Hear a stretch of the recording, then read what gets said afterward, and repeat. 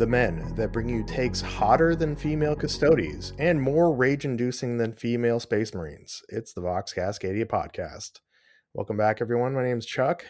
Connor, how you doing, buddy? Not too bad. It's a pretty good week. Picked myself up that giant Crute box set, and I've been slowly building those guys, as well as getting a little bit of interest into Necromunda. So, some other games I'm trying out in the near future, potentially. You got that whole Crute box? Are you going to use all of them? Because there's some nice models in there for Farstalker Kinband for somebody to play with horribly. Yes, I absolutely am. Crute are like probably the next closest thing to my love of AdMech that I have. If they had a full model range when I first got into the hobby, it would have been a very tough decision between the two of them. Well, you're going to have to make sure you pick up that exclusive model at Tacoma in a couple months, too. And Tyler, how you doing, buddy?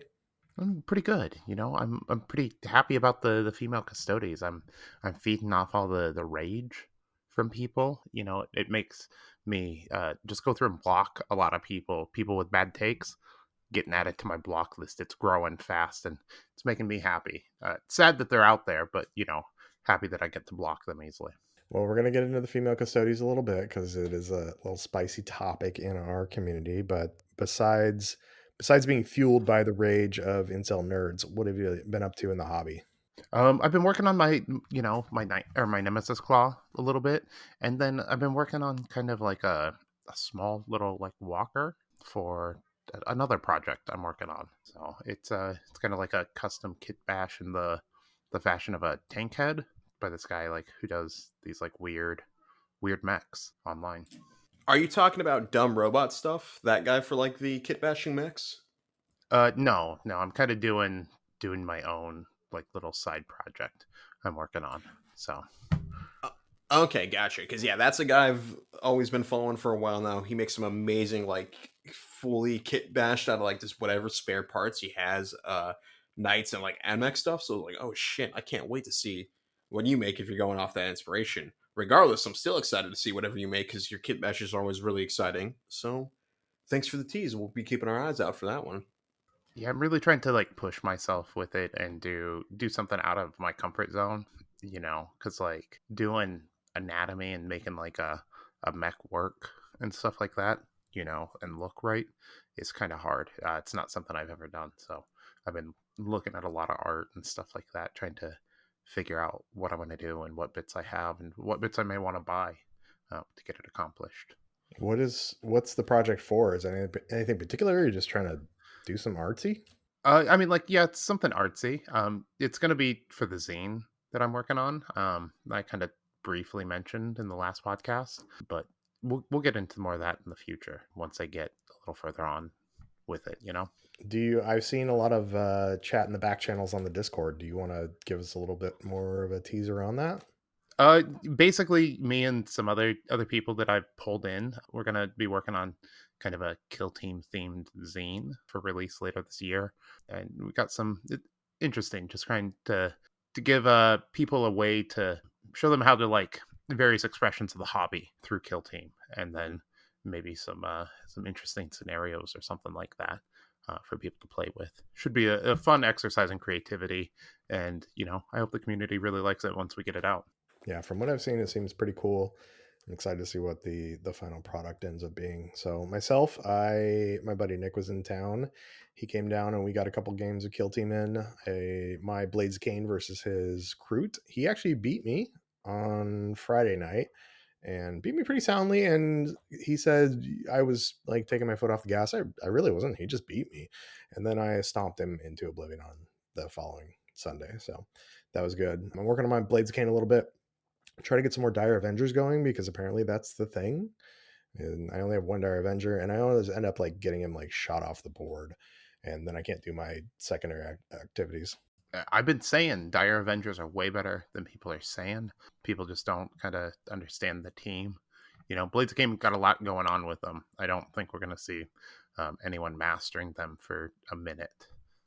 We got people that are getting real good with them based on what I'm seeing out of California, but we got more to come with them, I think. Yeah, I'm figuring them out. I think they feel like a little bit of a gotcha team because of all the weird things they have that you can't really even explain, but they're not I don't think they're that big of gotcha, and hopefully I think they're a little higher mental load than I'm used to, but so we'll figure out if my brain can use it. They announced today that Adepticon is moving to Wisconsin, and Nick actually secured a hotel room for us. So I've already kind of booked Adepticon next year. So I'm excited for that. Can I squeeze into your hotel room with y'all? We'll have to see. It's gonna be snug as it is, but we'll get you there somehow. So So we did 3-way in Vegas with you, me, and Greg, so we can maybe figure something out. yeah, definitely Adepticon is on my list for this year. I think haven't been before, despite having lived in the area many years ago. Yeah, that's a bummer that you couldn't, being so close to that area that you never had a chance to get up there. Now we have to fly halfway across country to get there. Yeah, my life wasn't really aligned with the hobby at that time. I was kind of going through school and stuff like that, hanging out in tattoo shops. Thinking about the hobby wasn't really in my budget for that moment. Yeah, now that you're grown up and not doing that school thing anymore, you can budget for conventions and stuff. So speaking of conventions and tournaments, there was a tournament down in Southern California. Our friends at Squad Games hosted one this past weekend. And Connor, you'll be excited to hear that an AdMech player won the whole thing. I knew I recognized the name. Kind of sad that I don't think it was on AdMech, if I recall correctly. It was So not. It was Blades of Cain. yeah, like we were talking about, people starting to master him. So that's pretty exciting to see Blades of Cain doing well, because there's been some various discussion as to whether or not the team's any good, whether it's really OP, whether it's just okay, or whether it's complete trash. Seeing it pop off like that, always pretty cool. Yeah, you had Alex Squires from Southern Discomfort won the whole thing with Blades of Cain, and then you had in second place you had Austin Lewis from Kill Team with the Scout Squad actually too coming up in second. Jonathan Marquise from Southern Discomfort as well with Imperial Guard, Compendium Imperial Guard too, not like Vet Guard, came in third, and then Kellen Foster with his Warp Coven in fourth, and Baki down at fifth with Blades of Cain as well too. So really interesting top mix, and then in sixth you had a Wormblade player too. So like none of the regulars we're used to seeing, and it was a 26 player tournament, and some of the best people on the West Coast, including Joshua the Kid Kelly and Kimmy Jelly himself. Tyler, did you check out those results? I know you set them up in the Discord for us. What'd you think of that? They're pretty spicy results. This is probably one of the tightest fields that I've ever seen, honestly. We got some real sharks out there. It's just a lot of really good players. The placings are very interesting. Blades of Cain, I don't think anyone really expected it to come out on top. I know that there's been a lot of chatter from some of the top players I speak with about them being underestimated, and I think this proves that. Scout Squad is the big shocker for me, honestly. I don't think anyone was talking about Scout Squad being a real contender, so it looks like people are starting to figure them out. I think we're just getting a lot of like high ceiling teams that are going to take a minute for people to really get their minds around and get them to where they want to be with them, and we're starting to see that with the meta kind of balancing out. Well, and we didn't really even see any of the meta teams there from what people are saying the meta. I mean, Jimmy Kelly brought Gellerpox, but there's no Felgor in the top. There's no Pathfinders, which are supposed to be best. There's no Orcs on there either. So we seeing a little shift, or do you think this is just kind of a one-off tournament? No, I think that this is indicative of the meta. I definitely people are shifting where they're playing, and kind of figuring out like with these new teams what they can do. We're past the very end of last season, so people are really starting to dig into this other stuff and push into this year's ITC and get where they're trying to be with these teams as this next year progresses, I think. I was listening to Squad Games today, and what they were talking about is actually they think that a lot of people are maybe kind of getting bored with some of the Gellerpox, some of the Felgor, some of those where that you win one way and there's nothing else you can do. Absolutely. I think expression of skill comes in a lot of ways in this game. And playing a hot team that people underestimate or have discounted is definitely, a great way to show that you're a good player. Beating someone with a much more favorable matchup by kind of outsmarting them with a team that they're not used to. Stuff like that is definitely extremely strong. Catching people off guard will always be a major factor in these games. Yeah, Blades of Cain, especially just having that so many abilities that they're not super well known, especially with still being a relatively recent team, is going to be a huge factor. But then it's exciting to see people pulling out compendium teams too. Just especially Imperial Guard. There's a lot of AP on that team and a lot of surprising mission action shenanigans. Just having 5 or outright 10 guys being able to do a mission action for free while hitting on threes is pretty powerful. It's like Phobos level of strength, but a little bit better, a little more consistent as well because you got a lot more rerolls built in too. Yeah, especially on Into the Dark, which I know that they were playing. It can be extremely strong. Imperial Guard. It's not that Compendium has ever not been strong. There's a lot of really strong teams in the Compendium. A lot of people just prefer the flavor and the complexity of these other teams more. But since people don't play Compendium too often, when a good player comes through with them, they can really wreck house. Well, if y'all want to hear more about that tournament and the results of it, go listen to the Most Recent Squad Games podcast. Dakota and Giacomo go through with Jonathan Marquise in third place there, and they run through the whole tournament and talk about some of the matchups and what went down with that. Speaking of tournaments, we have a tournament coming up this weekend. Recording this on Tuesday, and then this Saturday we have the Blunt Force Beatdown coming up. So I want to talk. We've talked a little bit about what to expect at your first tournament, but I kind of want to talk to you, Tyler, about tournament prep. And I'm going to be helping facilitate this tournament. You are not going to be there because you're going to be spending time with your lovely partner on your anniversary. So I need tips from you. And then Connor also is going to have a tournament coming up in May up in his neck of the woods. So we want to kind of pick your brain and see what goes into a tournament from a TO perspective. Yeah, I'd be happy to talk about it. I know that getting tournaments off the ground is a thing that a lot of people get nervous about. Once you kind of get the first one out of the way, you get a rhythm down, it becomes pretty easy to do. So happy to talk about it. So, and I'm lucky enough to have the foundation built from you and Eric and Greg previously, so I don't have to do this from the ground up, but I'm going to be helping facilitate. So going into a tournament, I know that like Friday night tournament, Friday night, we're going to go there and we're going to set up some boards and stuff, but how do you prepare yourself for the day of the tournament? I feel like it's got to be different than preparing as like a player, because you're not playing, you're going to be spending most of the day facilitating and helping people out. So what are some things that I need to consider going into a tournament? So you want to be really well rested, obviously. I think that TOing can be very taxing. You're going to be interacting with a lot of people, answering a lot of questions. You'll be walking around a lot. You probably won't have a lot of time that isn't occupied by someone else or doing something else until the end of the event. So good sleep, eat a breakfast if you can in the morning, get some caffeine if you need it, and then make sure that you eat a lunch too. So like those are things that I find really important. You need to take care of yourself because it's pretty exhausting. There's a lot that goes into it. I didn't think I'd have to actually be talking to people throughout this. You're saying I have to like spend my day talking to other people? I don't know, this might be a deal breaker. Yeah, you need to use your big boy voice and make announcements and get everyone's attention and kind of herd a bunch of cats, if you will.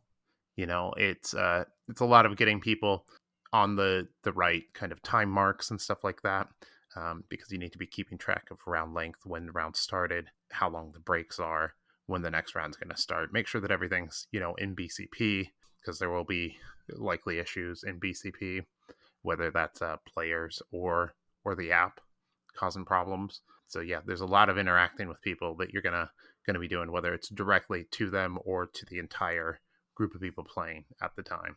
You mentioned BCP. If I recall correctly, when I first downloaded that app, there's 2 versions of it. Isn't there a second one that specifically the TOs use? And how much of a pain in the ass is that to navigate? So the BCP TO app has been sunsetted, so it's not even in use anymore. It's all done through the web interface, which I strongly recommend everyone uses the web interface for BCP. It is way better. There's less issues. It navigates faster. It loads information better. You can look up more stuff more regularly. Don't use the app unless you absolutely have to. But the navigation has gotten better, especially since moving over to the web stuff. It can just be weird sometimes. It's matchmaking and it's done online, and sometimes there's weird stuff. But their support is usually pretty good at getting stuff straightened out quickly once you reach out to them. Now, I know we can't anticipate everything. I feel like we've done a pretty good job about anticipating a lot of things. What's some things that you've run into at tournaments that you like day of that you were just like, oh, okay, all right, well, we got to figure this out?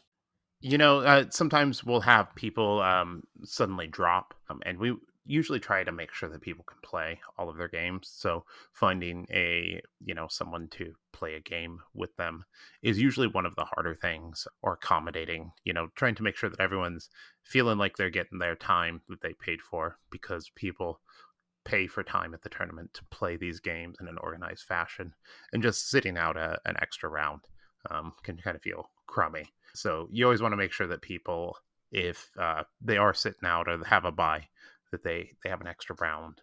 Occasionally there's been issues with like litter and stuff left, but that's, anytime you get a crowd, that will happen. Little stuff, you really can't, anticipate everything, like you said, but people are pretty good. We have a really great crowd, and we don't really have a whole lot of problems with it. I know you talked about people dropping and not getting games. Our buddy Chris Fitzsimmons, who is now across the pond. I hope you're still listening to us, Chris. I know that when he went to Adepticon, I think he got a bye in his first round and was kind of bummed about it, that he didn't have anything really to do, even though it's Adepticon. So I guess that's something we need to look out for. And do you try and keep those people involved, or do you just give them a break and tell them to like have a good time? It really depends on the person. Some players want the break that they gladly take, just time to rest, especially if they're, they've come a long ways or something like that. Some of our players will drive 3-4 hours to come to a tournament, which you guys are awesome for doing that. It's not easy to drive that far the day of, and then, start and then drive back at the end of the night after playing 3 to 4 rounds of Kill Team. It's really, you kind of talk to them and feel it out. If you have someone on hand that can play a game with them, that's always nice. Sometimes we have extra helpers, really depending on the event and location and stuff like that, and we can get people in with games. A lot of times, because of how BCP works, it's the people who are at the lower end of the rankings, so those people can get in good coaching games and stuff like that with some of our staff that is more competitive, or and they've taken time out to judge this event and stuff like that. So that can always be fun for people. And then how do you handle like big rules decisions? Anything, is there anything that you do? I know you can't, I don't have an example, but to guide yourself, if maybe there's not a definitive example, or you just go with your gut. Luckily for us, we're going to have Brandon Bean, Killscream 2 winner, Tag Team Terror winner, all of his accolades and titles. We're going to have him there as our head TO, so that's going to be good. So I don't have to make any big decisions. But if something comes down and Brandon doesn't have a definitive answer on it, what do you do in those situations? I mean, it's always what the TO says goes. So if you call the TO over, it's your job to, as the TO, to make a decision on what's going on. Use your best judgment and resources, whether that's other judges. Judges shouldn't really be asking players for advice unless you say have like a really small scene and you don't have enough support to do so. Let the players play. Don't interrupt them unless it's like, I don't know, maybe they have like a special expertise or something. Really edge one-off case, something like that, should you ever interrupt a player. But just make the best call you can and get the game moving. The big thing that you need to do is you need to, as the TO, it's your right to make that call, and the players have to abide by it. Always good advice is to kind of listen to that, whatever the TO says. Unfortunately, you just kind of have to accept, for better or worse. But on the side of the TO, what's your advice for, say, you come up to a table and see one of the players just make a mistake or like make a rule misjudgment? Not saying they're trying to cheat or anything like that, but you just notice, oh, they're playing that wrong. Do you often interrupt the game to let them know, or do you just kind of let the players play it out and see if they notice it or get called out for it, stuff like that? Generally, I'm going to correct someone if they're making a very blatant mistake and I overhear it. I want people playing fairly, and sometimes I'm specifically watching people that are playing maybe kind of sloppy. We do have alcohol at our events, so sometimes people can get a little loose with reading and remembering and stuff like that. Not intentional, I don't think, or malicious in any way, but it happens, And occasionally there are players who just kind of play sloppy. And so, pointing stuff out, being like, hey, this is actually how it's done, stuff like that, so that you can get people playing with the same rules and the same understanding of how stuff works, in the game is always a positive. And one of the big benefits of a tournament setting versus, say, just playing normally at your local club. Well, thank you, Tyler. I appreciate that. I've got some nerves about this weekend, and I think that'll be helpful. I'm going to go back and listen to you again, and have my pump up song for this weekend when I'm helping out with the tournament. Yeah, you're going to do great. We have a wonderful community. It's all good people. We really, the problems we've had have been relatively minor in the past. In 2 years of events at this point, you're going to have little stuff that comes up, but everyone's been able to work through it and be pretty adult about it, which is good. What's your pump up song for this weekend, though? For this weekend for a tournament, I'm going to have to figure out a pump up song because you're the best around is my gaming pump up song, but I don't know about for like being a tournament organizer. I'm going to have to find out something, and maybe I'll have to let y'all know next week. I do know though that if y'all want pump up songs, Tyler has graciously made a Blunt Force Beatdown Spotify playlist, which you can find in the notes of this. Tyler, is there any favorite bangers, as the kids say, on there that you'd like to point out? I mean, Sleep's Dope Smoker is the ultimate, April 20th song. It doesn't get any better than that. I'd really like for both of you to seek out that song, at least if no one else does, and give the whole thing a listen. Not part of it, not some of it. Just, take an hour and 6 minutes out of your time and just give it a listen. Yeah, I'm gonna have to go through it because I guarantee that I have never heard a single song. I mean, besides Sleep's Dope Smoker, that's one of my favorites. Obviously, I've never heard that either. But yeah, I'm gonna have to listen through and expand my musical knowledge. I'm sure Connor is gonna have something from High School Musical that he's ready to listen to. Not High School Musical. As much as I appreciate that, it's not my go-to genre. But I definitely am excited to listen to his playlist, and hopefully by the time this is coming out to the audience, I'll have finished compiling the responses we got on the poll we did for everyone's like favorite song associated with the Kill Team. So that way you'll have two sick playlists to listen to throughout the day to stay hype. Yeah, and just to clarify, when I say an hour and 6 minutes, I mean just Dope Smoker is that long. So you're going to need to partition out some time to listen to that one song. See, and I grew up on November Rain thinking that was a long song. Also, American Pie is a very long song too, but you're saying this is an hour and 6 minutes of musical ecstasy? Absolutely. Just, amplifier worship, riff worship. It's incredible. It's probably one of the greatest rock songs ever. If you like rock and roll or just music in general, it's worth a listen.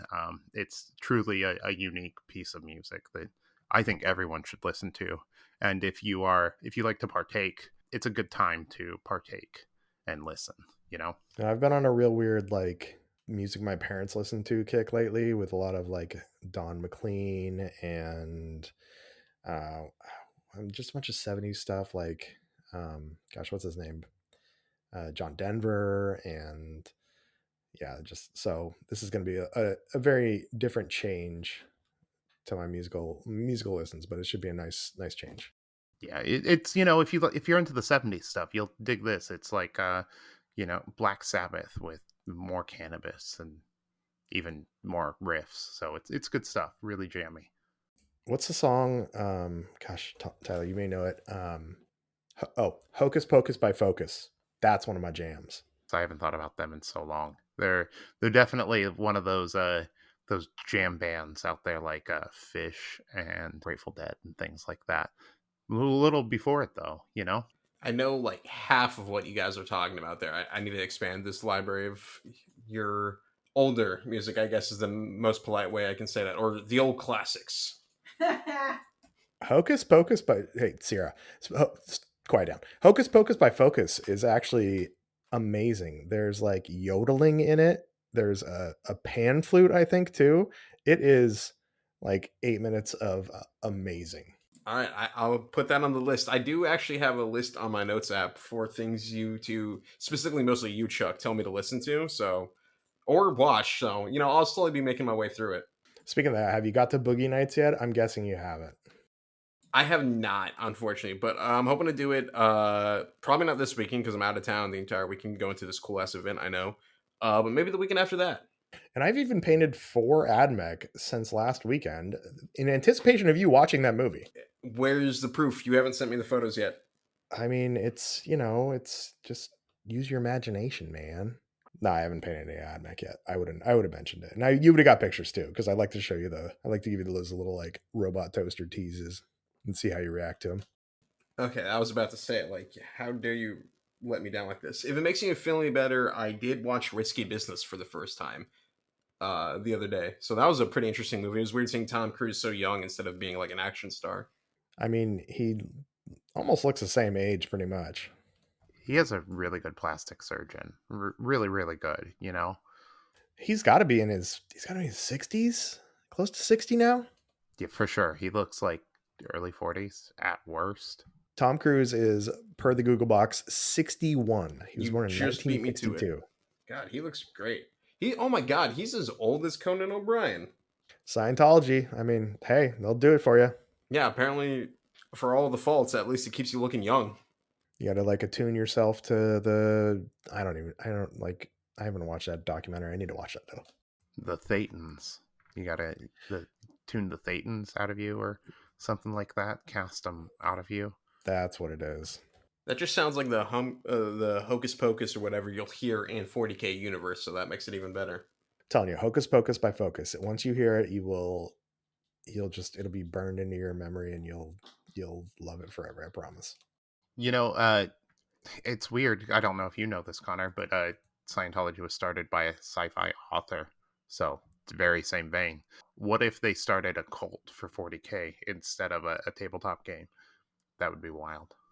I mean, it seems like we've already kind of got a cult for 40k because anytime you change anything, apparently people get mad. So we'll talk about that in just a second. One last thing on the tournament prep. I want to sprinkle in some Ask Fox Cascadia. So Connor, it's a good one for you and you too, Tyler. But hypothetically, Scott asked, how do you temper your expectations when going into a tournament? And this is from the player angle. So the big thing for me is I really look at how much practice I've had recently. If I've been practicing and kind of drilling and I'm feeling confident and good with the team, I usually do pretty good. If I haven't been practicing, then it shows. You know, I think just like being regular and kind of gauging it by people in your community that you know and that you feel are good players and how you fare against them. And take that and, you know, kind of take a look at where you think that they probably are based on what the community says.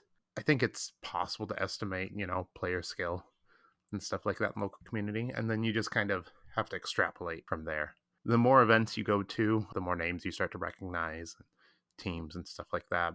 You'll start to gain a better idea over time. Yeah, I think for me, I temper my expectations by going into a tournament with no other expectations than having a good time and making 4 new friends. So I want to go and I want to be a good opponent. I want to be a good winner. I want to be a good loser. And I want people to walk out of there. I mean, I haven't won a sportsmanship award like Connor has, but I hope that people see me as someone that when they see my name on BCP as someone they're going to roll up to, that they know they're going to have a good game and they're going to have a good time, and I'm going to be a gracious winner or loser. I think that, like Tyler, I think you hit it on the nail though too. Is like how much have you prepped for this, and what kind of scene are you diving into? Is this going to be a small local tournament? Are you going to LVO? Are you going to Adepticon? And I think that just setting a bar for yourself, maybe to come out with a win or to go 500. If you're Brandon Bean, you want to win the whole thing, or if you're Connor, you want to win the whole thing. It's not going to happen, but he wants to. Don't put that bad evil on me. But yeah, everything they've said, fully agree with. It's a lot about practice and getting in the right headspace beforehand. And then more than anything, especially in the first game for me, is the one where I truly wake up and I'm trying to get the reps in. Or not even really the reps, but getting the repetition of doing the right play. Going for the objective, understanding which pieces I need to sacrifice and which ones I need to keep around is extremely important. And it's what's going to kind of determine the outcome for it for the rest of the day. Otherwise, trying to make sure that, like we said, this is a gracious opponent, gracious winner. For me, I always try to make sure that I'm going to try and kick your ass as hard as I can, but I'm going to try and be friendly while doing so. I'm going to try and make sure I get every supercharge off. I'm going to get every plasma kill, but I'm going to try and make sure that the entire time I'm asking stuff or just being a friendly opponent about, like, just, in general, compliments. Scott, I've played you like 3 or 4 times at this point, maybe even more now. And I think we're pretty close. We're like an even record. And you've definitely seen me improve because I think one of my first games of Kill Team was against you. So that's been pretty fun. Otherwise, just trying to make sure that more than anything, you have a goal that you find realistic. Like for me, I'm trying to win this entire thing. But more than anything, I'd be happy just going 3-1. So just trying to have like maybe a main goal and then a backup goal of like, if I don't get that first, primary thing, did I at least accomplish my secondary one of like winning 3 games or learning 3 new combos or something like that, depending on the teams you're playing. I think also just going in and being able to celebrate cool game moments. So maybe your intercessor sergeant got shot off the board because you left him out in the open, Nick, and Brandon laced him with a plasma. But I mean, thinking about it in the lore reference and, how ceramite armor doesn't stop plasmas. But I think like having cool game moments, celebrating those, whether you're on the winning end or the losing end of those. And like I said, making four new friends at least or more. Yeah, definitely. Always, I myself recommend trying to be the idea of walking away with your friends or new people you can message, or like at least getting some advice received, and sending some advice their way as well. Like, hey, I noticed you're playing this team. Here's a cool guide I saw one time on them. Just trying to make sure you walk away with like a moment that stood out from your opponent that was like, hey, you did a really cool thing, and I think you should look for maybe doing that again, or maybe adjusting it for your next game. Always useful, because if you can, walk away with at least a new idea or new plan for every game, you're at least having a positive time. Yeah, I think improvement at a tournament is really huge. I think that you're going to learn more in a single day at a tournament than you will in weeks of playing Kill Team in a casual setting, generally. If you get stomped real hard in a round, ask your opponent what went wrong if you don't see it. Talk to people. People are usually very willing to give advice and talk you through the game, stuff like that. They may not tell you what they're going to do or how to counter them while you're playing, because it is a tournament. You have to expect, like Connor said, people to go all out because they want to win. But you can learn from losing. And if a player just kind of runs over you, or it's a really tight game, be like, hey, where do you think this went wrong for me? Where did you feel the pressure from me? What can I do better? And people usually tell you. Yeah, I think one thing that I really like to do too is I like to check in with the people that beat me down the road too, or the people that I maybe ended up beating, and just kind of continue that touch base with them and be like, hey man, how'd your games go? Like, hey buddy, how'd your games go? Because I feel like that's part of my tournament story. And I also, if you beat me early, I want to make sure that you do really good. So I can say I got beat by one of the better people. So we also have a podcast previously on tournament prep. If you want to go listen to that about how to get ready for a tournament, by the time this comes out, you'll have a couple days left, so you can maybe tweak a couple things. But that's a good primer on how to get you going. So we come to the point in the show. Jenna, are you listening? And she's listening. I've done a goofy recurring segment for 2 straight weeks, and I got a text message on Saturday evening that was a very, very enraged, but I think enjoyed the joke of it from my girlfriend Jenna, that she's actually listening, and she called me some names and stuff, but I think she thought it was funny too. So, gentlemen, you can give her one more, Jenna, are you listening? But for the time being, at least, that segment is going by the wayside, and everybody else, I'm sure, is happy about it. Well, I'm glad she is listening. It was a pretty fun segment while it lasted, and maybe we'll have to bring it back in the near future if she turns off from the podcast. Yeah, I'm surprised how quickly it happened, and I'm also kind of surprised it didn't go like another 10 episodes. Wait, you're saying you're surprised how good of a girlfriend you have? Whoa, whoa, careful with that kind of language, Chuck. What if she No, hears this one? she's an amazing girlfriend. She's all I could ever ask for, but she also has very different tastes and stuff than me. And I mean, she has to listen to me blab enough for her to actually go out of her way and listen to recorded versions of me blabbing. And she has to hear Connor too. So that's, I mean, if anything, Okay. no, she loves you, Connor. So let's talk about the big news of the week in the Warhammer lore community. female Custodes. So the 10,000 are 10,000 men and women. And half of the internet is losing their shit about how it's breaking lore and they're retconning it. And the other half is losing their shit laughing at these idiots. Tyler, what do you think about female Custodes? I think it's incredible. Just the fact that they're like, we never said it was all dudes. They've always been here. You guys just didn't know any of their names because we didn't have any big ones. But now we do. This one's up front. Here's a woman. Suck it. I love it. It's incredible. They were basically like, cry you fucking incels. Yeah, she, I can't remember her whole name. Her last name, her surname is Kesh. And there's a story about her in the Blood Games, which, if you don't know, the Blood Games are basically where the Custodes try to infiltrate the Imperial Palace and try and kill the Emperor, try and stab the corpse on the Golden Throne as practice to basically protect the Emperor. And she decides that she's going to basically drop a nuke into the throne room. And everybody else sends like assassins and tries to be covert about stuff. And she's just like, no, I'm going to put a bomb in there and take everything out. And that's not the thing that got people hot on it. It's some pronouns that got people hot on it. Yeah, pretty cool that it happened. Exciting to see that they're willing to maybe not so much change, but just add into the lore that like, hey, these people exist, and that's all that you need to care about or know about. It's an important aspect of the hobby that everyone is included. So it's nice to see that kind of reflected on the lore side a little bit.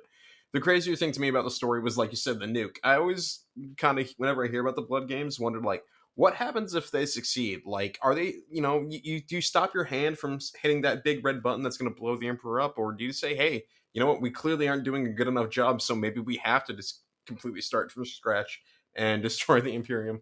Connor, besides cool characters, why do you think it's important to have this kind of representation in our game? It's definitely a little bit interesting, at least coming from my perspective, as someone younger and somewhat newer to the hobby as well, like only 4 or 5 years in at this point, because I think I was probably on the cusp of the last bit of the idea of a nerd having to be some sweaty guy in glasses that lives in his mom's basement. Like the idea of watching anime or playing video games or playing tabletop games has gotten significantly more popular through this like all parts of my generation, the people younger than me, for the past like I don't know, since I was, 2010s roughly. COVID was a big help, but I know stuff like Critical Role was a big idea of like just not only opening the idea of D&D, but just tabletop games to everyone, and it wasn't just a guy's game. But it's important to see that representation because even for the most part, we have a diverse group in KTC, but at least in the hobby stores I go to pretty regularly, we'll have like maybe 8 people there and 6 of us are just straight dudes or dads or whatever. We'll only have like maybe 1 or 2 girls or stuff like that. And it's important that not only when these people when these other people want to join the hobby, they can feel like they're not excluded, I guess, by just walking into the store and seeing only guys that look nothing like them or just only dads. But it's nice to them that when you have this in the lore, whether that be like it's a bad, unfortunately, not the greatest example, but there's a guardsman captain, I think, who is like a woman guardsman in the Admech Codex. Unfortunately, dies pretty brutally, but it was cool to see, regardless, that they're putting, not straight white dudes. Like you'll see it in the hobby as well. Not all the models are just painted white guys anymore. They'll have a lot of people of like different skin tones or a lot more sculpts now to reflect women in the Imperial Guard or hopefully soon in the Custodians as well.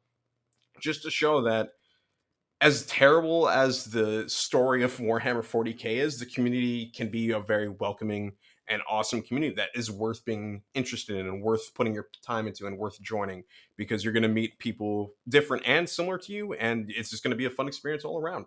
And Tyler, Connor talked about our community. I think we have a very diverse community with a lot of things. What about you? Why do you think it's important for this representation in our game? I think it's really important. So KTC, Kill Team Cascadia, has always been a queer club from the beginning.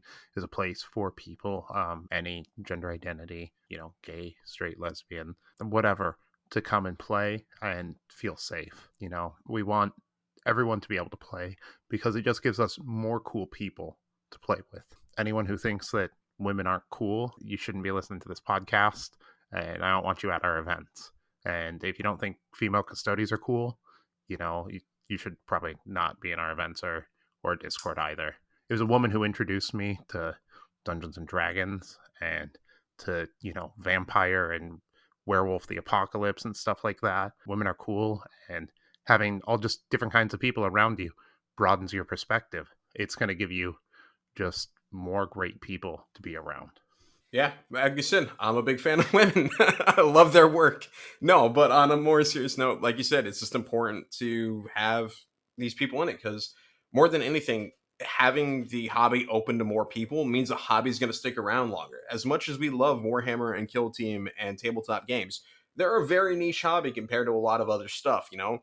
So doing whatever you can to keep that a fostering and welcoming community is extremely important because if someone moves away, or I know a lot of college towns have it where their community will be up and running during this semesters when school's open, but then all the kids go back home and stuff during the summer, and your community drops from like 10 players down to 2, and you want to make sure that no matter what, people are willing to come in and play that game and keep it alive, so that during those lull periods of the year you still have people to play games with, or just talk about the lore, or show off your models, or just do anything and everything related to it, because it makes it more fun for everyone. And I know we're three white males. I think it's nice for other people to have representation in the game that they love, because we've had a lot of representation. We've had a billion Space Marines. We've had all these other armies.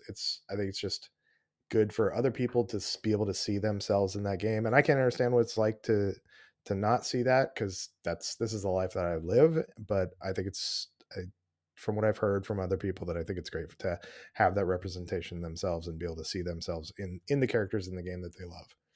100%. I think that to see a female Custodes, to give women one of the most powerful roles in the entire game.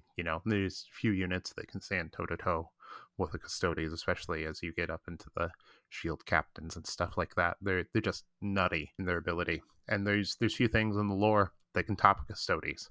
So now, like, there are women on literally every level of power within the setting at this point. So there's something for everyone to have that power fantasy when they're playing the game, how they want to have that power fantasy. So in Ask Vox Cascadia, Zach asked, why is it so awesome to have female Custodes confirmed? And I think we've answered that. I'm excited to see when they actually bring out some female Custodes characters. I have a question for y'all too about this. Have you, and I never have, I've got IPs like Warhammer. I love the Matrix. I love Star Wars. I've never had anything where they've come out with something where I've just lost my absolute shit over some lore changes. And I don't know if that means that I don't really care about it as much, or does that mean I'm just actually a well-balanced human? Tyler? I mean, it just sounds like you're well adjusted. Anyone who gets really upset about someone else's property and their thing, it seems really maladjusted, and you should probably seek therapy, get some help. Fully agree on that. I've only lost my shit in positive ways, like when I was 8 and they announced Star Wars: The Clone Wars, the show, was coming out, and I thought that was the coolest thing in the world. Or when I was like 18 and they brought it back for one final season, that was also pretty cool. But yeah, thankfully I've never had a negative losing my shit, other than like maybe some balance changes in games where I'm like, this is terrible because you're nerfing my character. But that's about the closest I get. And it's okay to like not like stuff, properties change. Sometimes they go in bad directions, they get significantly worse over time and stuff like that. And criticism of products and art is all valid, but like having a little hissy fit, is not the way to do it. Like, there's ways to react to stuff. And if you really don't like the direction something's going, go make something that you like. And if it's a good idea and you can do it, and you can get other people around it, maybe one of these days you can have a property that goes to shit and people get all pissed off when you make changes to it. Well, I, for one, welcome our new 11-foot tall Dommy Mommy overlords. So I'm excited for more of it. It was very amusing too. Sierra, she uses TikTok, and she's been getting like every once in a while, because she'll share the cool Warhammer thing she sees on it. So it's slowly picking up in the algorithm that she interacts with them more, because she'll send me the like link or something. It was funny because she got a clip explaining the newest drama, and had to I got to give the ideal 10-minute lowdown of what a Custodes was. and she was just very amused at the amount of crazy reactions people are having. But it's nice that for all the things I've seen, most of, especially our local community, everyone's been pretty chill about it. Everyone's like, oh, that's sweet, or like, oh, outright excited. And thankfully we haven't had any crazy issues. But I do love the that I got to explain that there was something better than Space Marines, and she says, "What are they in golden armor?" And I get to stare her dead in the face and say, "Yes, they actually are."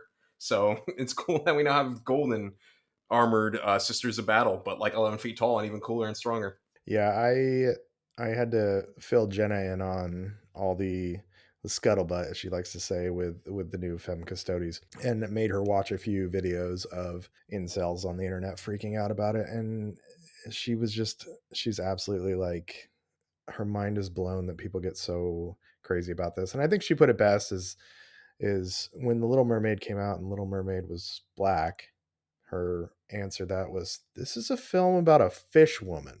And I think that goes to the same thing where this is a story 40,000 years in the future that has been retconned a million times to the point where they just remove stuff from the game. Like, let's have female Custodes. I think they're awesome. So, with that, let's get a little more Ask Vox Cascadia. We had a whole slew of Ask Vox Cascadia. And we have another letter. Dearest Chuck, this is a formal challenge from one respected hobbyist to another. Having to suffer defeat in former category against you at the tag team open tournament, my holdings are in shambles. As you've previously discussed with James Workshop Esquire releasing several new kill teams, the stocks on compendium teams have been plummeting. My company is quickly becoming liquid and my assets are drying up. With my previous secretary being found murdered in a ditch, I am currently looking for a new one, and thus I am writing this letter personally to challenge you to the following. Time, high noon, day to be discussed. Game, kill team. Mission, generated. Kill zone, Octarius. Team, Compendium Chaos Demons to be hobbied at the challengees and challengers' discretion.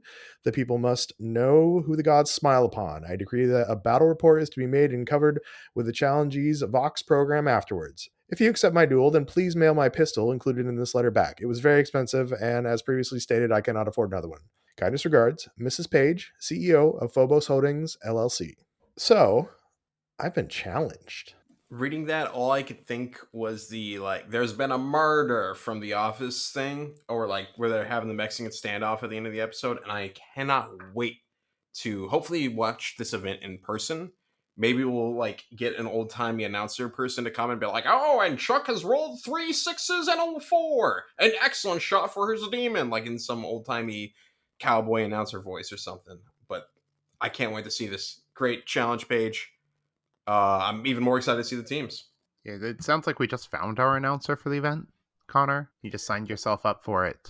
Although you're mixing your like 20s like 20s like old timey stuff and your Western stuff. You gotta be. Well, it's like all old to me, so it's fine. But I mean, that stuff's old to us too. Okay. Okay, Chuck. Whatever you say, Gramps. But yeah, I'll have to go and find like a vocal coach or something to teach me how to do that like old Atlantic voice. And I did have a response to Paige too, so I'm going to read that out too. Dear Paige, I hope this correspondence finds you well. I accept your challenge, as sending me a weapon in the mail, then requesting it back is definitely a way to get my attention. I appreciate that even though your financial circumstances are trying at this time, you sent return postage with it to easily facilitate its return. Personally, writing me is also a nice touch, and I would like to RSVP to the celebration of life for your previous secretary if one is warranted. Like and subscribe, Charles Pepper Jr., Vox Cascadia. So when's the actual match going to happen, Chuck? Well, Paige is running a BattleTech campaign, so we're going to be looking at like probably June for it, which gives me some time to get some demons, get them painted up, because I'm going to have to take her down in the hobby challenge as well as on the field of battle. I've already been reaching out to Tyler with some tips and tricks about Chaos Demons, so I'm not gonna spoil it here, but I think I'm gonna be pretty dialed for this one. Okay, nice. That was my next question. So if you don't want to reveal it, is what demons were you going to go with? But I guess I can go with, are you going to actually use demons, or are you going to do like some weird kit bash? I've seen sometimes people use like the forest models from Age of Sigmar. I don't remember what they're called, but like Sylvaneth or something, to make some weird like Warp Zinchi type style. I do actually have the Sylvaneth Vanguard box or whatever it is, and I've never done anything with it. I probably should just sell it, but maybe I'll do that. I was going to pick up another box though, because I like buying models too. Buying models is always fun. Speaking of which, does that Vanguard box have like a big bug type model in it? No, it's not, I guess it's not the Vanguard. It's the one before that. It's got the big tree. It doesn't have the bug. Dang it. Okay. I need one of those big bugs because, like we were talking pre podcast, I'm looking at, or I think I'd mentioned it too, looking at getting into Necromunda, and I want to use some Ash Waste guys. And I've seen plenty of cool kit bashers using bugs to represent their vehicles. So I've been on the search for one because the kit comes with a cool ass elf on it, but it's like $150, and I don't need the cool elf. I just want the bug.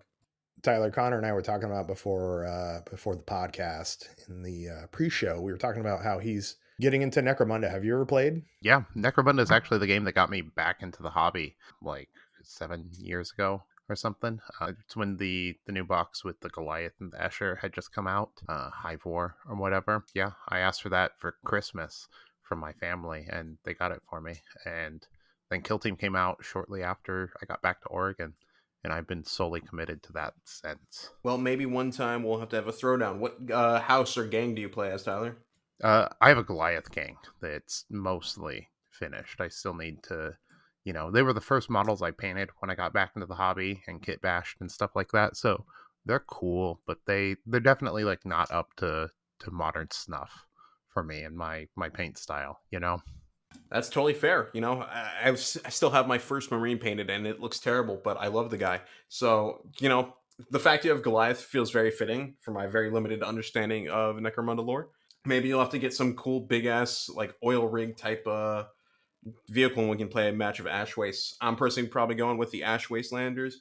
Or I'm thinking maybe doing the Palanite Enforcers because I always kind of like the armored looks or the robes. That's why I play AdMech. So I'm torn between the two of them. Tyler, how are the rules for that? Do they hold up to like current standards? Are they kind of old crunchy stuff? I mean, it's a good game, but you shouldn't expect a competitive or tight game with it. Necromunda is definitely like a lot of crunch. There's, if you want like a really strong narrative game, Necromunda's the game for you. It's cool. It's really cool. It just takes a lot of effort to run a campaign and stuff like that. It's much more involved than even what we're doing for our narrative campaign across like many stores. Just doing one campaign at a store can be pretty intense. Well, they have some amazing models, and I really wanted to get into the Ash Waste box because those models are super cool. Yeah, I regularly pick up Necromunda models for kit bashes and stuff like that. The bits that they have are unmatched generally. I think almost all of my models that I put together have some Necromunda bits on them somewhere. Oh yeah, the bits are fantastic. I've already seen now looking at the subreddit so many cool ideas of kit bashes for them. One of the coolest was just using the like chain axe the Ash Waste captain or whatever chieftain can have, and they've been used. I've seen like attached to guns as bayonets, outright added on to other stuff. It's such a cool one. I thankfully have. They come with two of them in the box, so I'm going to use one probably for like a Skitari Marshal or something. Chuck, glad to hear you're kind of interested in as well. Maybe someday we can get like a crazy 1v1v1 match going on. What gang were you looking at, Chuck?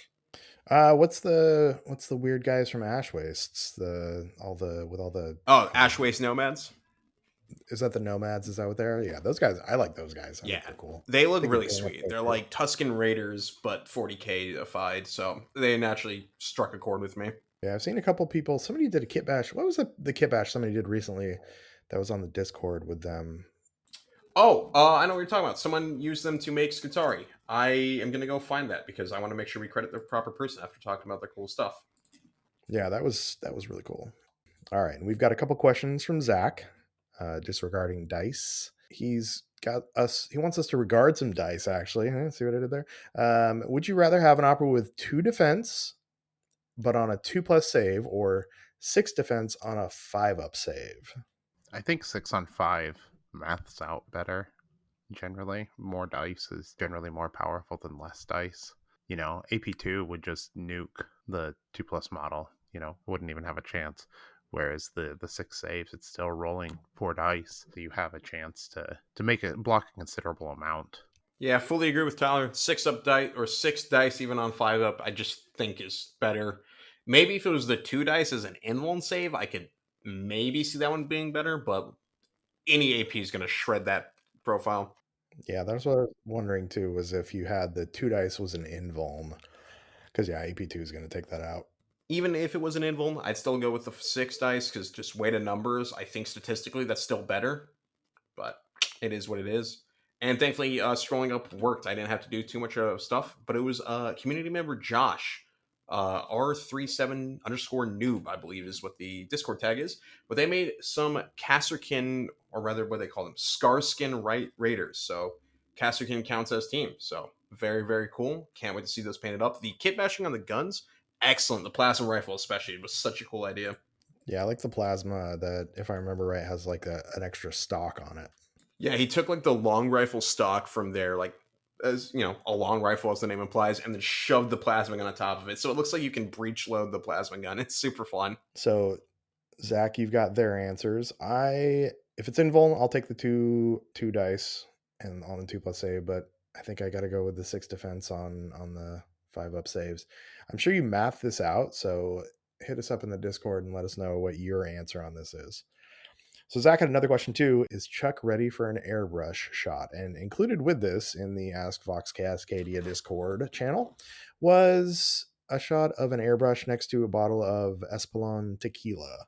If y'all remember back, I think it was the episode that was just Tyler and I. We were talking about IPA through an airbrush and taking shots out of an airbrush. And so Zach is apparently going to make this a reality for me and bring me his airbrush. Hopefully it's clean and some tequila to shoot out of it.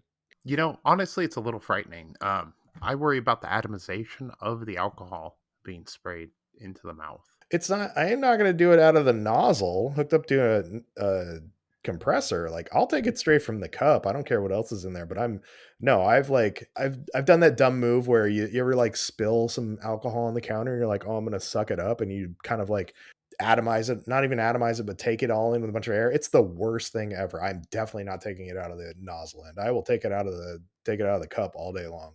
Okay, that's fair. Out of the nozzle just seems insane. Because that's, honestly, that was what I was thinking. I'm just confused why you're worried about the airbrush being clean. Isn't alcohol supposed to like naturally clean stuff? Or is that not that strong of a level? Well, alcohol, all it's going to do is it's going to break up all the junk that's in there, and then it's going to come in with the tequila. Now, I've eaten the worm before, and I've done some weird stuff with alcohol, but I've never actually had acrylic paint with alcohol yet. You've never accidentally taken a sip from the paint cup rather than your like soda cup? No, I haven't. I paid $10 for those silly ass GW cups, so I've got those, and I know what my paint cups are. All right, well, look at you, Mr. Fancy. I specifically bought a little blue and white striped mug because it stood out from Target for like $2, and I still drink from that all the time. I should probably stop using like coffee mugs for it, and for that and my normal drinks, but I like coffee mugs. I like the handle, and you get them all the time from fun little like touristy places. So I now have too big of a collection that I feel forced to use. Well, that's the thing is that I don't drink coffee either, so I never drink out of a coffee mug. All my coffee mugs are used by other people. I have I'm the double wall tumbler guy. Generic, nothing like Stanley, none of that crap. Or I'm drinking something out of a pint glass or a shot glass, and none of those are my paint cups. So I'm 100% never have drank out of it. Now, have I put a brush in my mouth that had something on it? Multiple times, but never drank out of a paint cup. Do you guys have a special cup that makes water taste better than other cups in your house? I don't, but I'm a weird like ice water snob. No, that's not a snob thing. Ice water is the best. It just makes the water taste better.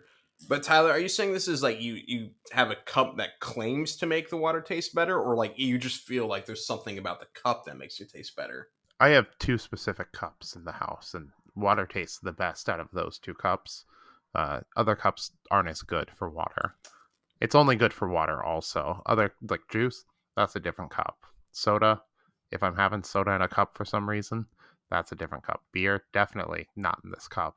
No, I get that. Fully agree. Back when I lived like with my mom and stuff, we had these like super tall, thin plastic cups that were one was the White Sox on it, and one was the Cubs, like baseball teams, and both of them water tasted way better, and for whatever reason.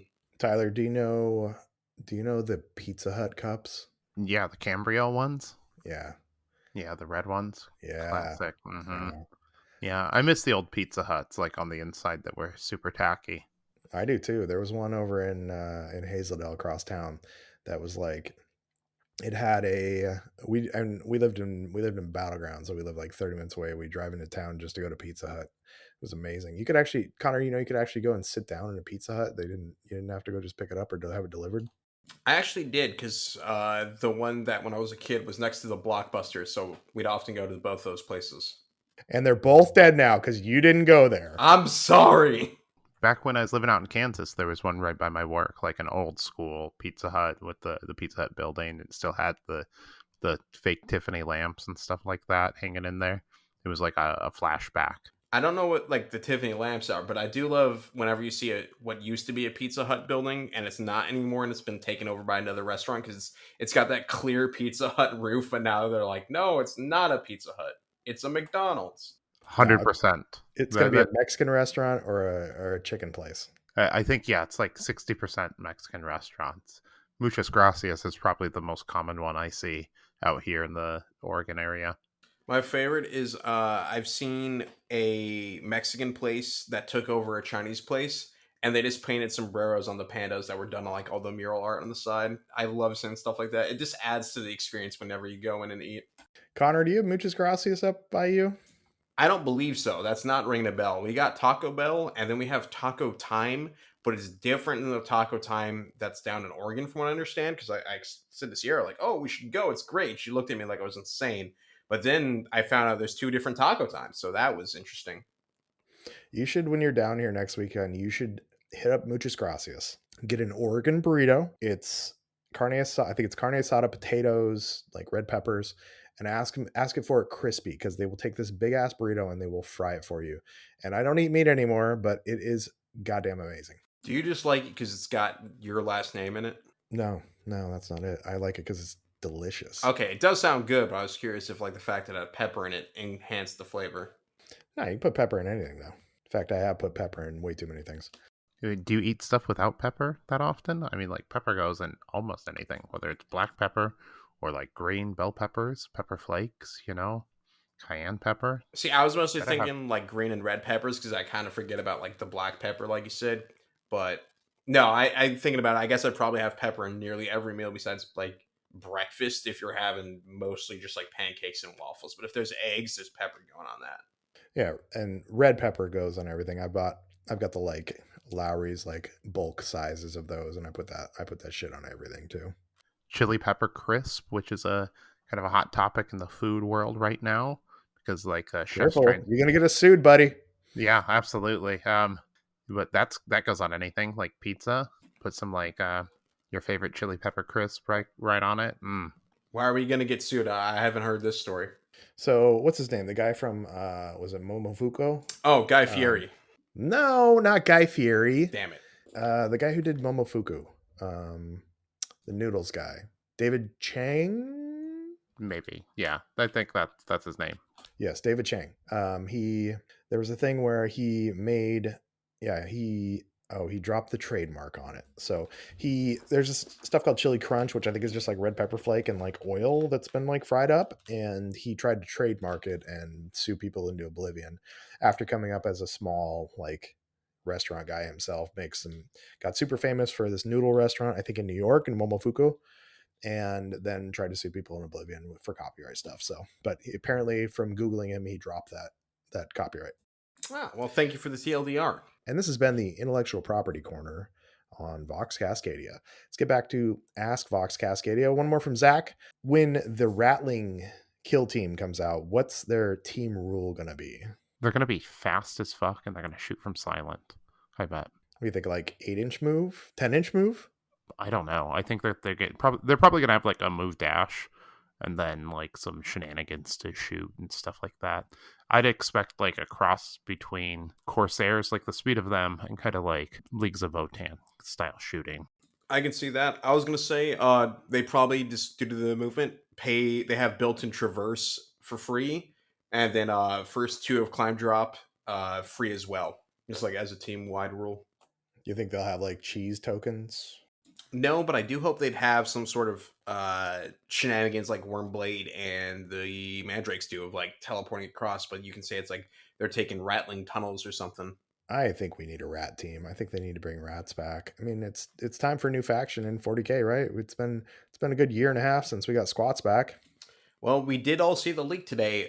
Emperor's Children got their index, and while they say there's not a codex in the immediate future, I feel like that's more of a red herring because from what I understand, they said a very similar thing on the World Leaders, and then boom, World Leaders Codex within like a year or two. Immediate future means like not within the next 3 months for Games Workshop.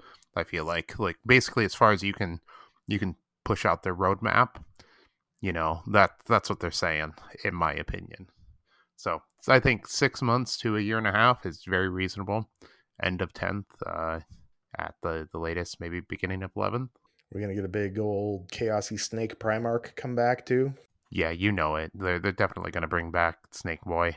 And the thing I'm wondering is who's going to be the loyalist Primarch to come back with it. There's rumors of Russ. They think that Russ, they being Valrak, thinks that Russ might be coming back. I think he's right. I was interested. I thought I had heard for a while that Rogel Dorn was the next like suspected one because like isn't it supposed to be that relatively sanguineous gone for good and same with the Iron Hands guy? I think so. Dorn was dead at one point, and he should stay dead, in my opinion. But I think Russ is likely to come back. Was Dorn actually dead? I thought it was Dorn was in the warp and they only found his hand. No, he was brought down by a bunch of like a mob of humans. Basically, like thousands of humans overran him. What a wuss. Interesting. I had never heard that. Maybe they like kind of reworked it in the Horus Heresy books or something that it was just the hand because last I looked, it was just that they could never find anything more than the hand. And as boring as Dorn kind of can be, I'd prefer him over Russ just because I would like the Imperial Fist to be a chapter worth looking at in terms of 40K, and hopefully if he came back, that would give them something kind of neat. Because Space Wolves, while a lot of their stuff is still firstborn and very small scale, they have plenty of cool stuff. Imperial Fists have one unique model, and that's pretty boring. And even their like chapter detachments or their chapter detachment equivalents, pretty shit too. I mean, the Imperial Fists literally have died twice.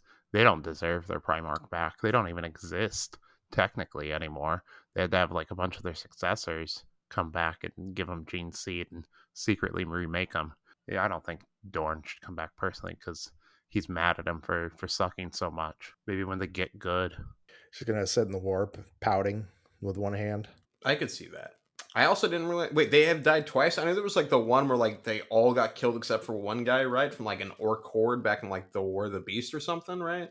Yeah, they've been wiped out twice canonically. The Iron Cage wiped them out, and then the War of the Beast also. So they've had to be rebuilt a couple times. Oh, I didn't realize the Iron Cage apparently did that too. I thought it was like only a handful of survivors, but they kind of like did it as like a penance for almost failing the Horus Heresy in the first place. So it's like only the strong would survive that type of thing. I mean, like they were wiped out like almost to the number. Like like they brought to such low strength that they had to be rebuilt from other forces, and then again during War of the Beast they got completely obliterated down to the man. Interesting. So if you could pick one loyalist chapter to wipe out, what would that loyalist chapter be, and why is it Ultramarines? It definitely wouldn't be Ultramarines. So like we have three really good options. We have the Imperial Fist, just get rid of them, replace them with the Crimson Fist, who are like way cooler, like in every way possible. They don't even need their Primarch. Like they'd be happy. But then we also got like the Iron Hands. They suck. They just like they're good at sucking. Like they didn't do anything with the Horus Heresy. They don't really do anything now except for suck. Like except for the rules are really good sometimes. And then I think the Raven Guard are kind of boring. Like the couple like, oh, I'm anti-fascist, but I'm fighting for like the worst fascist regime that's ever existed is kind of, I don't know. I don't get it. Plus, like you said, if Crimson Fist can replace Imperial Fist, as much as I think the Raven Guard are kind of cool, and I'm sorry, Jake, I think you're a big Raven Guard fan if you're listening, our bad. But the Raptors, people, like if you're going to play the Raven Guard, 9 times out of 10, you'll just do the Raptors because they have relatively cooler stuff. But if I was to delete one outright, Space Wolves, they're boring, despite being cool Vikings. They sold the name of Wolf, and they're not exciting to me that much. Ultramarines, while people say are bland, I think are a pretty exciting team. They got a lot of cool successors. I like relatively the idea of like a bureaucrat forced to be this having like the hero of the Imperium, like as much as people shit on Gilliman for being like a Mary Sue or whatever they want to call him. I think it's a very funny like idea of him just being like, I just want to manage and play my little game of Civilization or Stardew Valley and manage my farm, but it's a galaxy. But instead, I have to be this warrior hero defending my entire like idea of livelihood. I like the idea of Gilliman playing Stardew Valley and just like starting a farm somewhere on Ultramar and like, taking stuff to market on the weekends and, using his crazy tactical mind to plant stuff. I mean, he'd crush it at Stardew Valley. Absolutely. There's a meme that I really like that's like, if you are an adult male over the age of 20 and you don't play Stardew Valley, Civilization, or some form of game where you move guys around on a map, how do you live with yourself? And that meme is just Gilliman personified. He just wants to be a guy moving people around on a map and trying to make the most efficient possible system of transportation and commerce and like education he can. And instead, he's too busy having to beat back the creatures of hell. And I feel for him, man. I get that. I would just want to move people on the map too. He's playing Factorio, like on the hardest difficulty. Either him or like he and Rogel Dorn. That's like the one game they both agree on. It's just like Factorio, but that other than that, they kind of diverge into styles of game. Rogel Dorn's just playing like the tower defense stuff. That's all he's playing. Rogel Dorn is a huge Bloons Tower Defense fan. Tyler, what's your I'm over the age of 20 farming simulation that you play, or your Civilization Stardew Valley type game? I mean, I played the original Harvest Moons back in the day. These days, it's moving dudes around boards for Kill Team. That's my moving guys around the map. I'm probably gonna play a little bit of Fallout again soon, and there's like the city building in 4, even though it sucked. So you can kind of do that a little bit. I guess that counts. Yeah, I know there's a bunch of mods for it. So if you need a mod Fallout 4, you can make the city building way more interesting too. So, well, they're coming out with the next gen upgrade for it next week. So it's actually going to look better on new systems. I'm actually thinking about picking it up too. And I know, I mean, I got kind of Fallout hype because of the show that came out, and actually I kind of want to try Fallout 76 because they spent like 6 years and it's actually supposed to be pretty good now, or like just a Fallout game. I've heard some solid things about it. Also, you mentioning Fallout has now had a chain reaction in my brain. There's been one series where I've gotten truly upset with the direction they've taken it, and that's been the Halo TV series. It just sucks so bad. Master Chief had sex. How am I supposed to relate with him? I am a gamer, damn it. That's not really the main problem with it, but it just sucks and I hate it. And I wish I could be in charge of it because I'm sure half of the fan base could do a better job than what they've done with it. That's the closest I've ever been coming to like the rage people have felt with the idea of female Custodes. So somebody getting laid is what your like bridge too far is? Yes. No, it's a good meme that's like pretty funny to say, but I don't know how much time we have for me to complain about that show, but just a lot of the decisions they make kind of, there's a somewhat theory that's pretty much been all but confirmed that it was supposed to be an original TV show that had a lot of similarities with Halo, and Paramount realized they had the rights to the Halo title to make the TV show, so they said, screw it, we're just going to slap the Halo title on it, do a couple of things to make it Master Chief and call it Halo, and that'll be enough to sell people on it. And that seems relatively like what they did. So here's my question. As someone who loves Star Wars, I love The Matrix. When I went to the theaters and saw The Matrix in 1999, I drove myself there too, Connor. When I went to The Matrix in 1999, I was 1 year old. Pumped. I know. I was so pumped by that movie that I walked out and I immediately asked out the cute girl that was running the concession stand. Got turned down, but I was so excited. And then Matrix 2 and 3 came out, and then Matrix 4, and now apparently Matrix 5. I love the universe so much that I am okay with those movies not being as good. Do you wish the Halo show had never been made? 100%. There is, rightfully, the Halo series has had its fair share of just not great games. Like Halo 5, pretty shitty campaign, but really fun multiplayer. Halo 4 was the verse. Halo Infinite, I think the campaign was okay, but it wasn't, it felt more like playing a Fallout, or not Fallout, but a Far Cry game where there's an open world that's not really that open world. But the multiplayer for Infinite was great. Regardless, we're talking about the show. the show is that bad that I wish it would never have been made, especially because you can go and watch two things on YouTube, or a couple things, but all their live action trailers were always really good. But back in 2007, when Halo 3 was coming out, Bungie, the developer at the time, teamed up with Neil Blomkamp, or whatever his name is, the guy that did like District 9 and Chappie, and he's like the South African director. And they made like a 15-minute kind of test footage thing of live action stuff set in the Halo universe that was kind of like essentially a cutscene before the cutscene, and that was done as a kind of camera test to see how would Halo look as a movie or a series. It's great. It's such a good like 10-minute short, and it's awesome. The action's fantastic. The music's great. The Covenant looks scary and real and really, really like good. And that was supposed to lead to a movie or a TV series directed by him. That, unfortunately, due to the nature of Hollywood and businesses and stuff, never came through. And the Halo series has been in like development for 25 years since that point at this, or rather 15, I guess. But with how it's turned out, I wish it never came out, because we're at a pretty solid time for a lot of like video game adaptations and weird sci-fi stuff. Like we got the 40K series coming out soon with Henry Cavill. We have Dune, which is like the weirdest thing in the world, and that's like a popular television or movie series, and that's got weird sci-fi and religious mixes to it, which is a lot of what Halo is. We could have had something so good, and we probably won't for a while now, if ever. So yeah, I wish it had never come out, because it's just hurting me so bad. Halo should have stopped at Halo 3. I can relatively agree with that. I really liked ODST and Reach, but that's because I grew up with those a little bit. But Halo 3 is like the best. And it could have ended there, and I think would have been a fine conclusion. Yeah, I think ODST was a worthwhile inclusion, but as far as the main series go, I think they probably should have ended it there and then maybe picked it up years later. Yeah. With the original team again. Yeah, because like if you look at Gears of War, I never got as attached to that as much as I did Halo, because I didn't grow up playing it with all my friends around the Xbox, like, OG LAN party type stuff. I know that one came back a couple years later, and from what I understand, 4 and 5 were pretty enjoyable. People had a good time with them. Same with the prequel game they did. And like we talked about ODST, I love that game. That's probably my favorite Halo game of all, despite how much of a hot take that can be.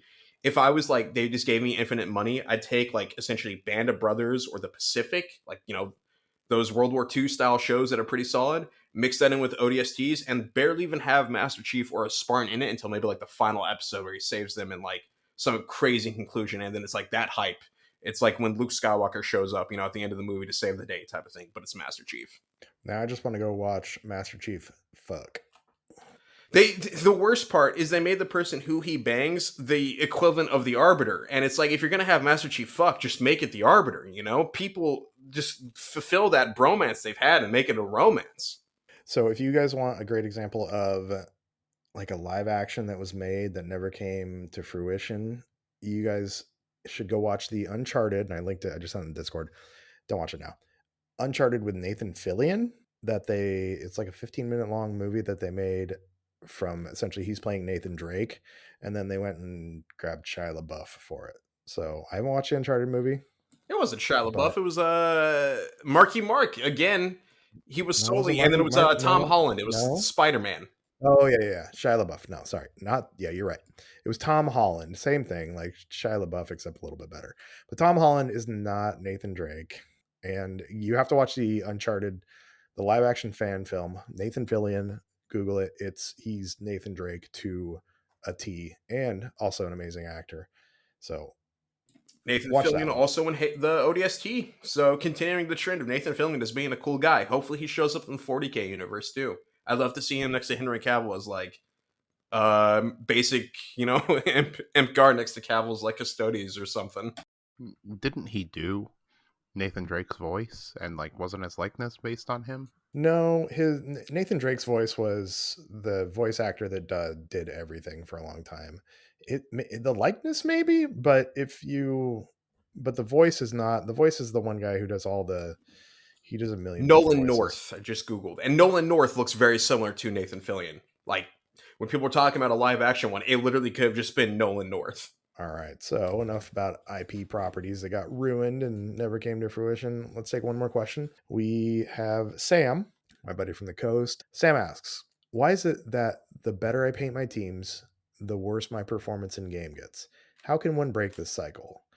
You need to buy dice for the team. If you're using the same dice for every team, they get mad about it. The teams will. Like you spend all this time painting and you can't even go out and spend $15 on some dice for them, like to make them really special. That's what I think. I think there's also the new model curse, and I don't know if it's as prevalent in Kill Team, but I know in 40K there's a superstition that as soon as you paint a new model, it's going to get shot off the board and do nothing. I know that when I was playing 40K and playing my Blood Angels, I finished up my Dante, like old school, like metal Dante, had him ready to go, got him on the table, and he got killed by 4 Drukhari that didn't even have arms on them. So brand new model. I think you got to get a couple games in them. You got to get some dice, like Tyler said. Connor, what about you? How does he break the streak? Paint up an individual model to proxy as one. I've definitely done that where I'm like, "Ooh, I'm gonna make my own special kit bash Skitari and throw him in the squad," and he will die instantly, do nothing great. But then the rest of the squad will do fantastic, and I'll roll sixes with everyone else when rolling ideally your paint matched dice. So those two together should probably fix it for you, Sam. Also, Sam, I know you're playing Kroot for a while. Might be them too. Not your paint job. Unfortunately, that is a distinct possibility. Kroot, I love them. They look great. Models are fantastic. Every time I see a finished painted team, they look amazing. Unfortunately, the rules just don't do it for how cool they look. All right, gentlemen. Well, it's about that time. Let's shill some stuff. Blunt Force Beatdown is this weekend, April 20th. You can come meet myself and Connor. Tyler, unfortunately, won't be there, but you can meet him on May 18th up at Connor's tournament in Washington. Blunt Force Beatdown is going to be at Guardian Games. KillTeamCascadia.com gets you into the Discord where you can find the link. We have a couple tickets left. It's pretty close to selling out. We'd love to sell it out. We'd love to see you there. Connor, what do you got going on? Yeah, like we were just talking about, Blunt Force Beatdown, make sure to come there. And then in May 18th, third Saturday of the month, come up to Bremerton, Washington for the Colossal Cage match. It's going to be super exciting. Our first tournament in Washington in nearly or possibly over a year. And I had a couple of people say they are coming. They just have yet to sign up. And I'm like, hey guys, sign up now, please. And thank you. Even more exciting, we'll be setting up those boards the Friday night on the 17th, which is normally when we're playing our kill team. So, hey, if you come Friday, maybe come a day early, you'll get to see some of the boards that we'll be setting up, a little sneak peek for you. Come on in and we probably throw dice that night too, right? I know that one of the things that when I went to my first Kill Team tournament down in Kaiser is that Tyler essentially hosted a get together the night before to meet some people and play some games and talk some rules. And I know that really took a lot of the pressure off me for the next day, which then I had to play Tyler first round, but it was really nice. I think we're going to try and arrange something like that too, since it's going to be the Kill Team night anyways. Yeah, that sounds like something we can absolutely do. It's always a fun idea to try and show up and meet some of the TOs so they can give you some direct advice. I'm like, hey, I noticed you made this mistake, that turning point. Make sure you don't do it tomorrow. Or just some friendly advice in general. As well as, like you said, it'll kind of help with the nerves. And more importantly, you get to see us, which is exciting. And we'll get to play against you, which will be fun because we'll be too busy TOing. And ideally, you'll just have a great time Friday night, and then you're ready to roll Saturday and can go and win some of those prizes. Tyler, I know you've got some new merch coming out. It's going to be launching soon, right? Yeah, it's going to be dropping on 420. So we've got the new design, which I've been teasing a couple places, and then we're going to re-release the dice thrower in a new colorway with a limited run on that. So that should be exciting. I'm really excited to get that out. I'm really pushing some a few details on my clothes that I'm doing a little further up in the quality, even further.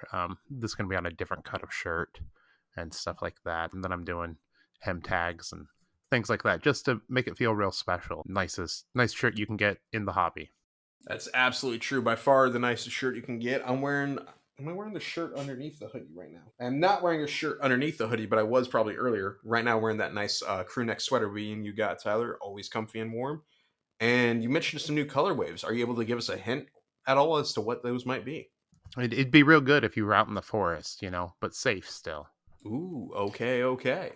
So is this, not to spoil it, is this like the one-off that you have for your personal collection? It is. Yeah, it's going to be a real tree camo with some orange print on it. It's going to be real hard. Give that like a death metal feel to the very death metal design.